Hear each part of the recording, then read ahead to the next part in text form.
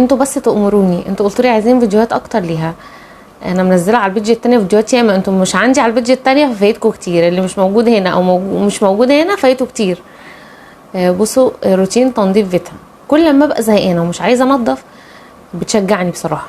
بصوا كده جت من بره ابتدت تنظف شقتها، هي اول حاجه بتعملها ان هي بتنظف شقتها، بتنظف النظافه اللي هي اصلا مش محتاجه تتنظف.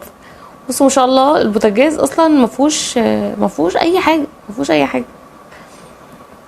خدوا منها افكار، لان هي مش اي حد، مش اي حد في النظافه، دي ليفل الوحش، فدي تاخدوا منها الافكار كلها.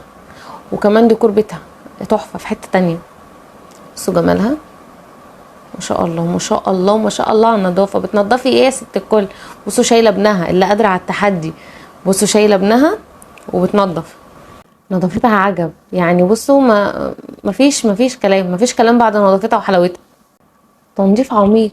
انا شايفه ان الشقه مش محتاجه تنظيف، شايفه ان البيت اصلا مش محتاج تنظيف، بس ما شاء الله ما شاء الله.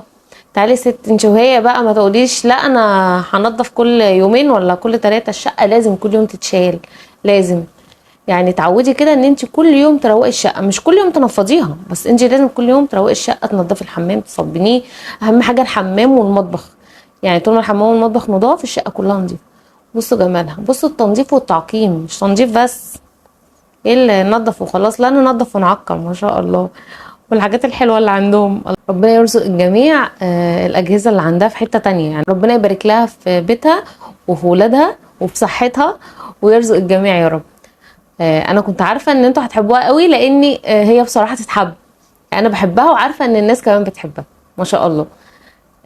ما تنسوش تكتبوا لي بتابعوني منين، انا شيماء غريب، لو انت اول مره بتشوفيني ما تنسيش تحطي كومنت زي العسل شباب ولك عشان بيرفع معانا الفيديو. وما تنسوش تتابعوني على جميع مواقع التواصل الاجتماعي، هسيبها لكم تحت. اشوفكم ان شاء الله على خير، مع السلامه.